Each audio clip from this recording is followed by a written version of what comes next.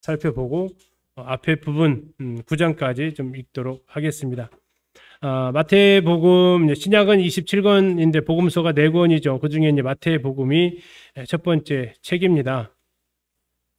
시작 자체가 아브라함과 다윗의 자손 예수 그리스도의 세계라 해서 구약을 연결해 주고 있는 것을 단번에 보여주고 있죠. 아브라함과 다윗은 구약의 인물이니까요. 또 이 마태복음의 특징은 1장 제일 끝 구절이 보라 여자가 잉태하여 아들을 낳을 것이요 그의 이름을 임마누엘이라 하리라 이렇게 하십니다. 23절에서. 그리고 마태복음 28장 20절에서 볼지어다 내가 세상 끝날까지 너희와 항상 함께 있으리라. 그래서 임마누엘로 시작해서 임마누엘로 끝나는 책이다라는 거죠. 누구를 대상으로 썼느냐? 유대인들을 대상으로 썼다라는 겁니다. 그걸 어떻게 할 수 있느냐? 구약을 인용하고 있다라는 얘기죠. 예, 이방인들은 구약을 몰라요.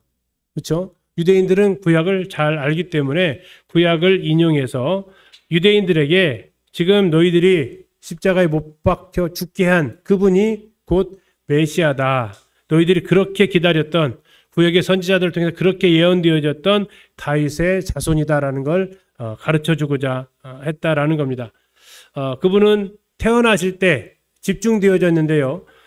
약 한 12번에 걸쳐서 구약을 인용을 이루어졌다라고 하는데 태어나실 때 그리고 돌아가실 때 집중적으로 그것을 예표로 보여주고 있습니다. 그 예수님께서 심지어는 전에 이제 갈릴리 바다 가서 우리 양진경 선생님이 하셨던 설교 중에 그런 내용이 좀 있었어요. 예수님 죽으시는 순간에도 뭐 하셨다고요? 말씀을 응하게 하려 하사 이런 것들을 얘기하시죠. 죽어가는 순간에 말씀을 이루기 위한 그분의 모습 그게 정말 흔히 뭐 죽게 생겼으면 다 힘들죠. 아무것도 생각 안 나는데 그분은 그 순간까지라도 하나님 말씀을 성취하시려고 했던 그 모습을 우리는 이 마태복음에서 특히 더 보게 됩니다. 근데 문제는 뭐였냐? 이렇게 예수님이 구약에 예언되어진 메시아임을 드러내주시고 했지만 정작 그들이 생각했던 메시아는 예수님의 모습이 아니었다라는 거죠. 그들이 생각했던 메시아는 어떤 모습이었습니까?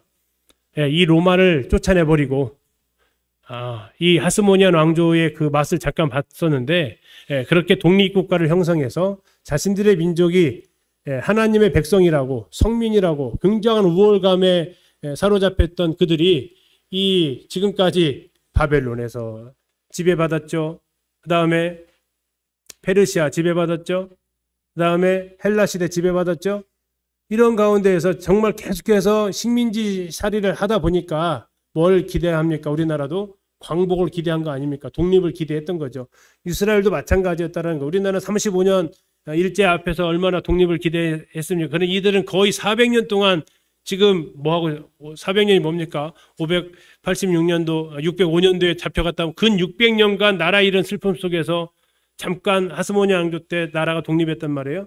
그러면서 그들이 기대했던 메시아가 빨리 와서 뭐 해달라고요? 우리를 빨리 구원해달라고 독립시켜달라고. 그것이 이제 사도행전에서도 잠깐 나오죠. 그런 자기가 메시아처럼 자기를 내세웠던 사람들이 있었다라는 얘기예요. 자, 이렇게 하면서 그들이 기다렸던 메시아인데 그 예수님이 어떤 메시아상을 보여주냐면 나는 죽어야 돼 한다라는 거죠. 나는 죽어서 십자가에서 죽고 다시 살아날 거야 라고 하는데 살아날 거라는 말 자체가 들리지가 않아요. 왜? 죽는다는 말에 이미 멘붕이 확 와버려가지고 어떻게 메시아가 죽어서 뭘 할 수 있어요? 이것이 이제 그들에게 강력하게 거부하게 만들었던 거고 심지어 누구까지요?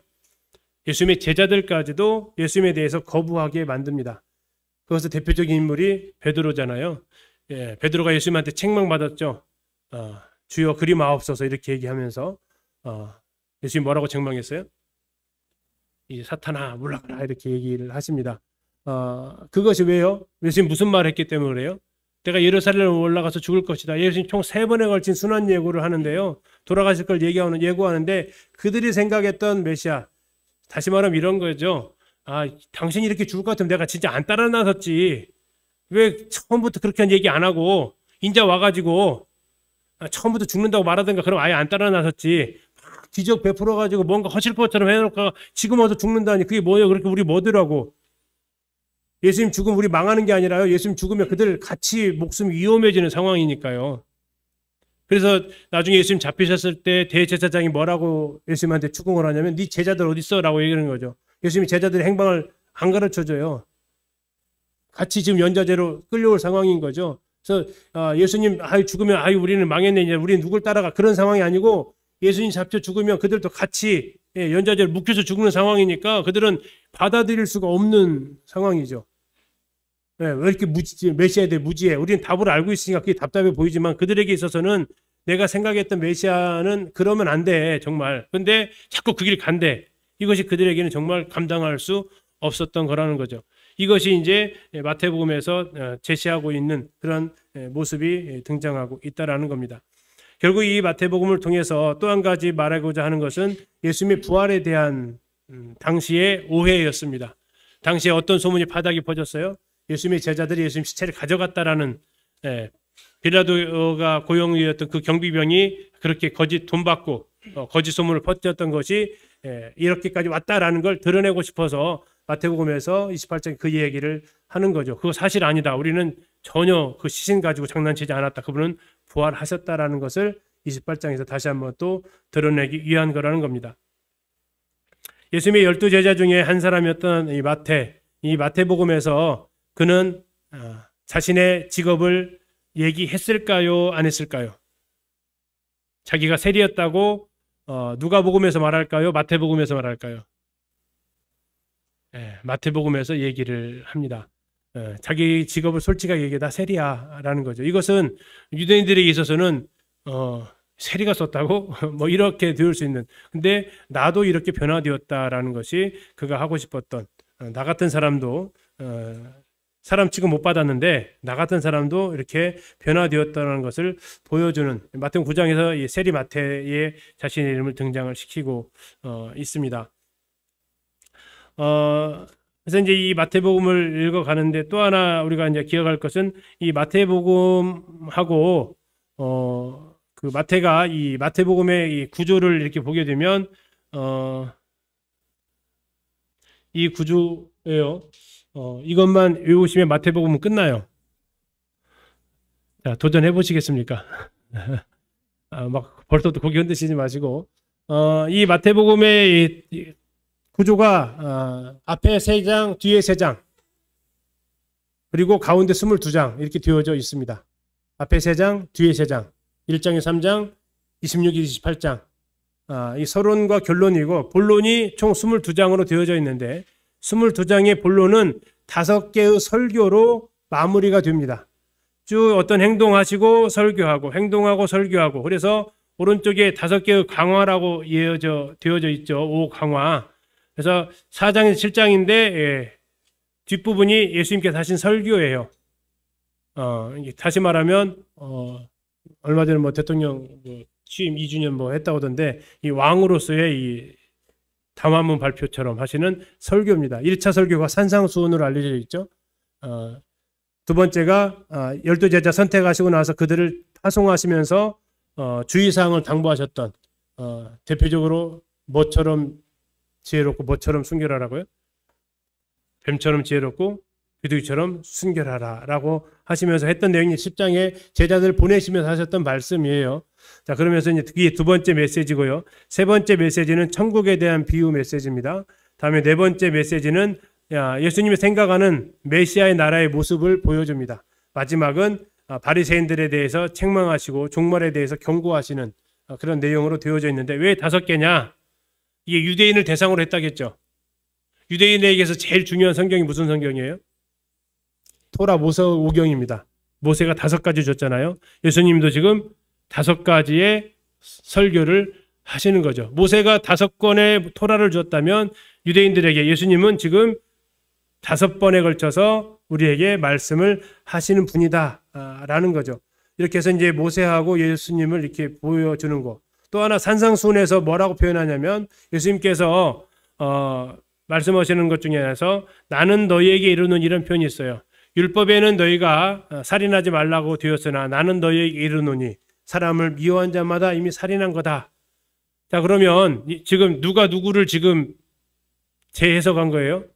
예수님이 모세의 율법보다 더 우월하게 해석을 하신 거죠. 그것은 다시 말하면 누구라서 모세의 말을 뒤집을 수 있어요.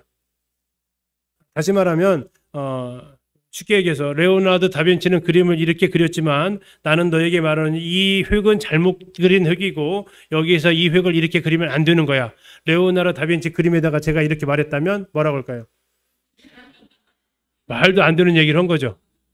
예. 아무도 그 사람에 대해서 그 화법에 대해서 말할 수 없어요. 워낙 대단하시니까. 근데 모세가 유대인들이 모세에 대해서 어떻게 생각해요?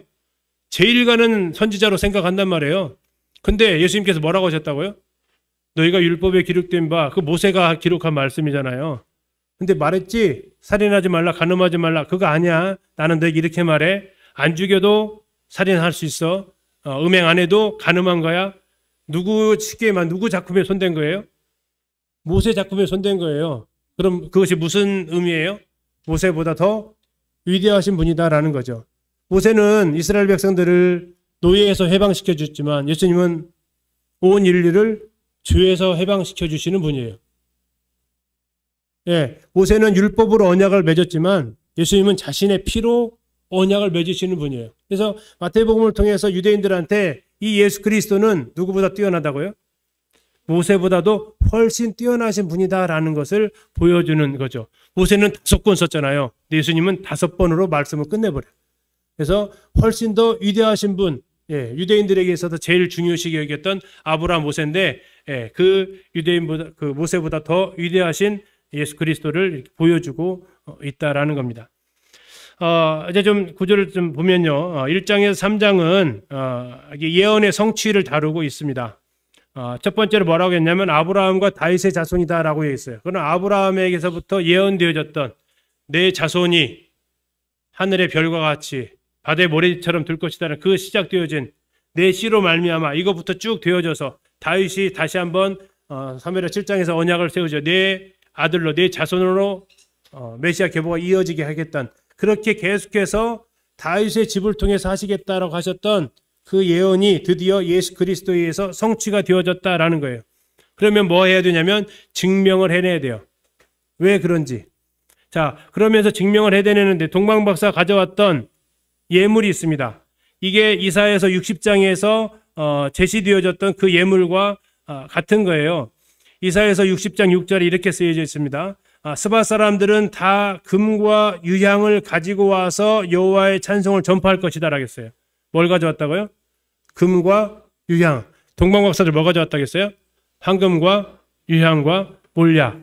몰약을 빼버린 거예요. 몰약이 안 나온 거죠. 근데 지금 왕이니까 왕한테 몰약 주면 죽으란 얘기예요.